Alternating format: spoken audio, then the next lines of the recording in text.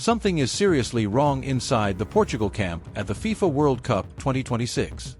And if you think this is just another story about an aging superstar fading quietly into the background, you are about to find out how wrong that assumption is. Because what is happening right now with Cristiano Ronaldo, his manager, and the entire Portuguese squad goes much deeper than a bad game. It cuts into questions of loyalty, ego, legacy, and whether a nation's World Cup dream is being held hostage by one man's refusal to accept that time has moved on. If you are new here, welcome to FIFA Nation Report, the home of the deepest World Cup 2026 coverage on YouTube. Hit that subscribe button right now because this tournament is only going to get bigger. And before we go any further, drop a comment below telling us your country and who you are backing in World Cup 2026. We read every single one.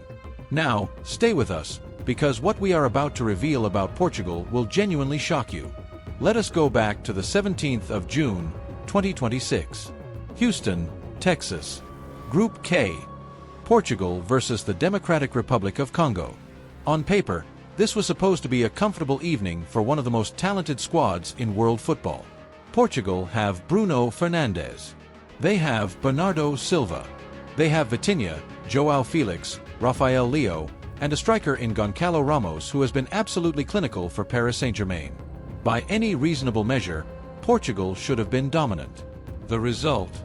A flat, uninspiring, pedestrian 1-1 draw. But the scoreline was not even the most alarming part of what happened that night. The most alarming part was what the world saw from the man wearing the captain's armband. Cristiano Ronaldo, at 41 years of age, walked through that match like a man who was watching it from the stands rather than playing in it.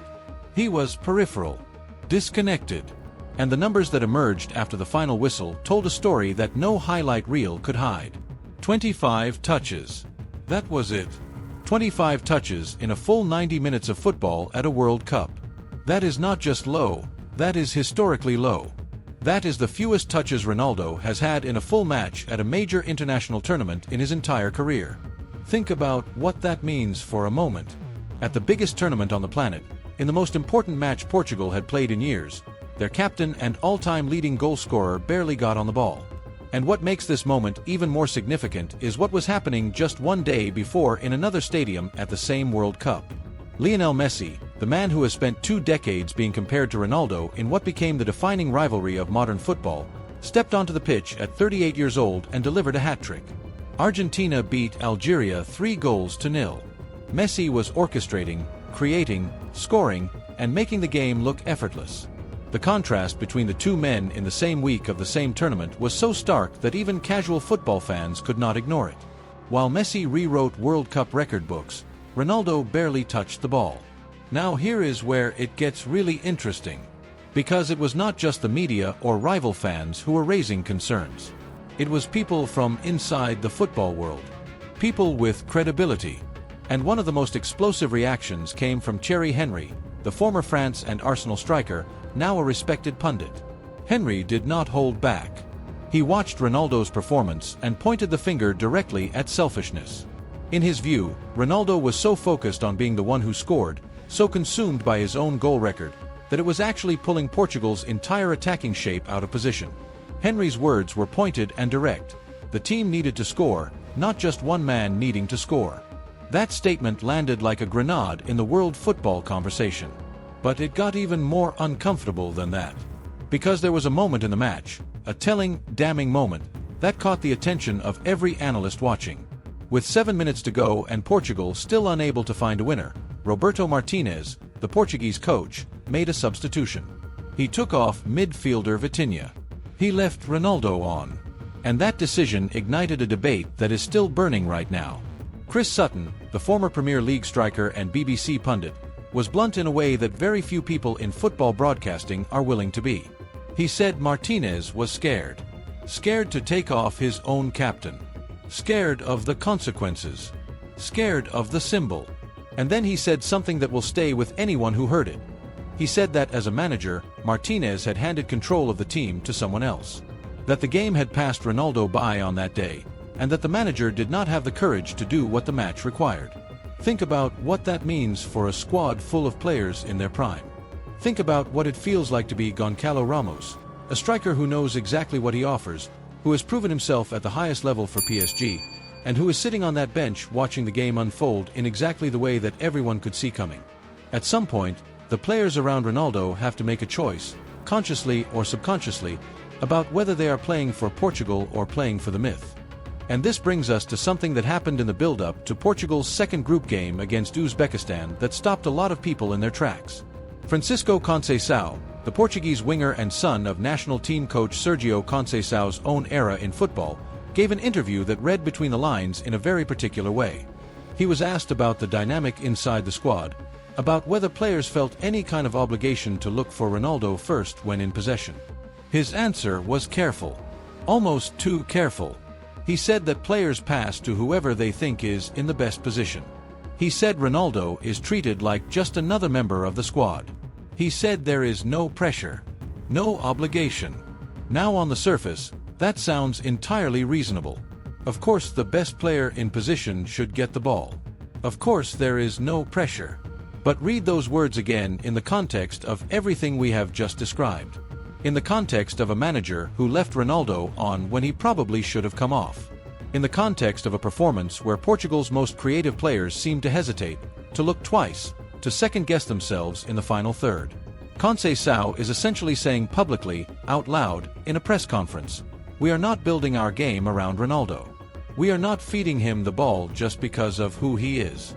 And if you think that is a normal thing to have to say about your own captain at a World Cup, you have not been paying close enough attention to Portuguese football culture. Here is another layer to this story that nobody is talking about loudly enough. One of the opposition midfielders from DR Congo, Gabriel Mocau, was asked after the match whether his team had a specific plan to neutralize Ronaldo. His response was perhaps the most honest and devastating assessment of all. He said, not really, because Ronaldo is not the same player he was before. He is older now. He cannot put in the same effort as before. He said it with respect. He said he had tremendous admiration for what Ronaldo has achieved.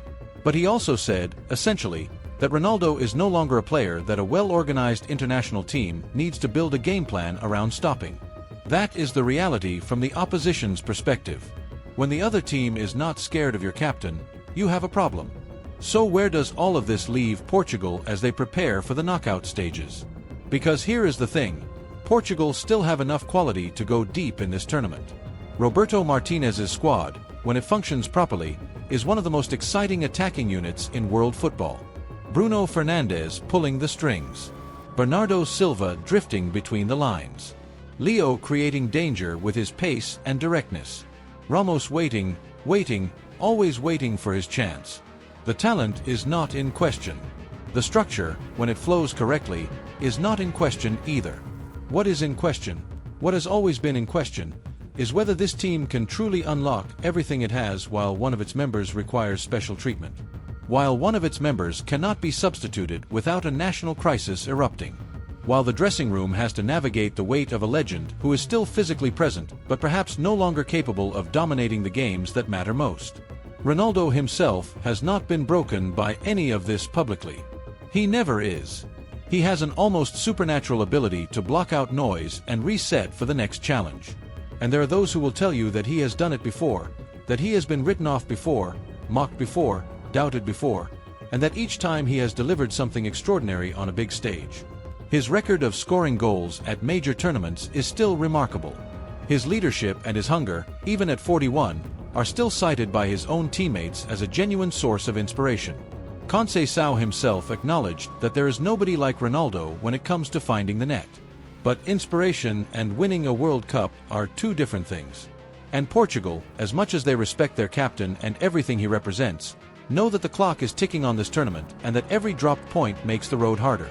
Tuesday against Uzbekistan is not a final. But for Portugal, it might as well be. Because coming into a World Cup as contenders and drawing your opener against a team like DR Congo puts you in a position where the pressure doubles in every subsequent match.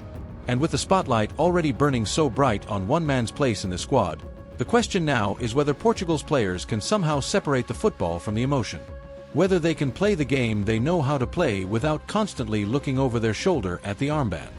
That is the question that this World Cup is going to answer. Not in a press conference.